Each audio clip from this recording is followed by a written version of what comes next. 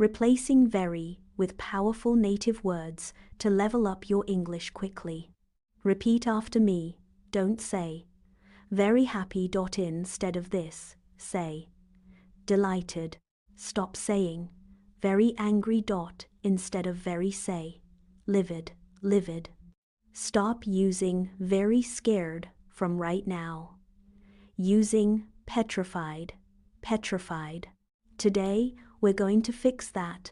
Don't say. Very tired, say. Drained, drained. Instead of very noisy, say deafening. Instead of very quiet, say silent. Instead of very hungry, say ravenous. Subscribe for part 2 to sound more like a native English speaker.